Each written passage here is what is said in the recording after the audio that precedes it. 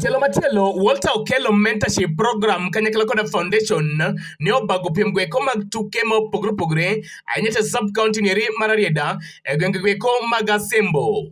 Kabende ne en piem gweko mabende noneno ka ojende ne onyagre piem gweko mag adhula ke bath pap kumachielo mine kanyakla koda nyiri ne nyagre malich mokalo tugono ero mar Opich Asuya mabende ne okelo kanyakla timbe moktin ang'wen. Tok mare kod jofombo migosi Walter Okello pimo ni chenro maket kod magi konyo jende gieki eyo machalo nade. En ni nyewe waneno mpira manye wagoyo Kenya kae. Competition mani luongo ni CHAN, mane mpira mar adhula momako Afrika mangima. To adogo erokamano ne ker ma Kenya nikech ne oketo mich moro kanyo gimiluongo ni motivation. Ma player ka player manyo tugo to yudo $1,000,000 mpira mokwongo, mpira mar ariyo giyudo $2,500,000 kendo ne oketo nyaka mich moro kamano.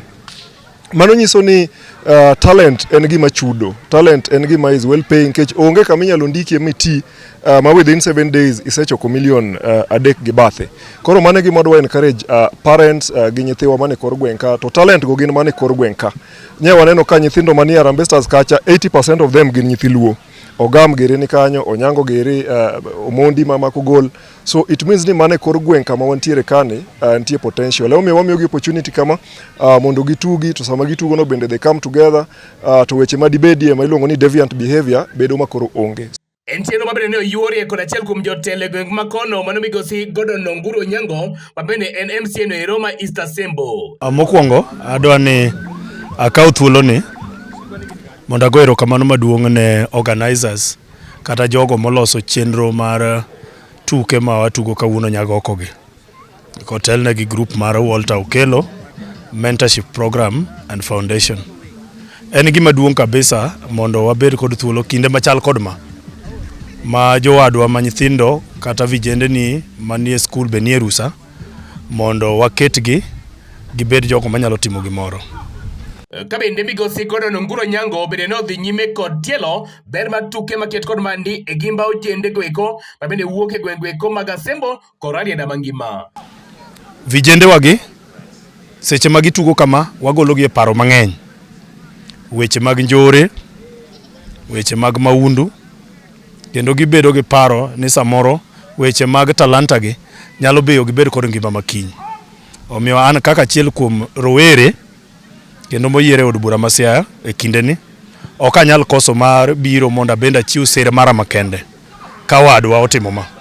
An be atimo ma higa ka higa mokalo ema nachake kendo ang'eyo nadhi timo higa mar ariyo higa ni kochopo Disemba mondo waket rowere obed modich. Mar ariyo penja wach kantie bill mora more od bura ma Siaya malure gi weche mag tuke kata gi kaka inyalo sir wire mag vijende e weche mag tuke. Adwa wacho ni bill makamano to pok obetie.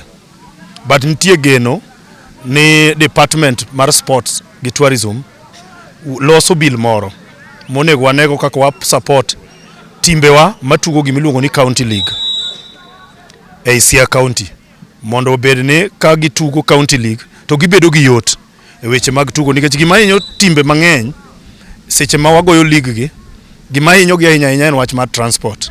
To wageno ni sirkal biro miyo gi thuolo mar yudo kaka nyalo yudo ne gi weche mag transport ka gi move ka gi romo gi timbe mamoko mondo gibed ni ok gi koso mok gichopo e tuke machal kamano.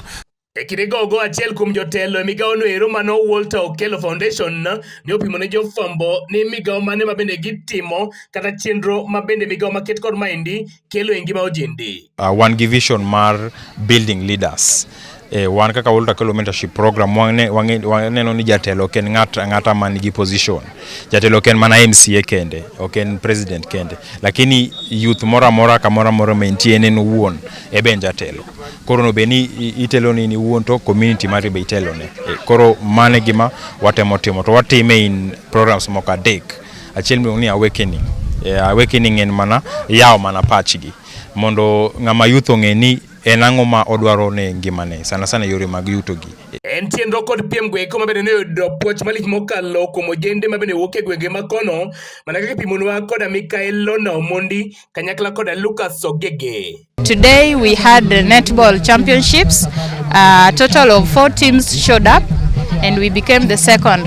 One thing I would like to say is that I appreciate the fact that Walter thought of netball and has come here to maybe promote the tournament as far as netball is concerned. Most of the time we find tournaments where only football is being appreciated, and young girls, they tend to be busy with other things. Some of them go astray, they do other things that maybe are not good for their health.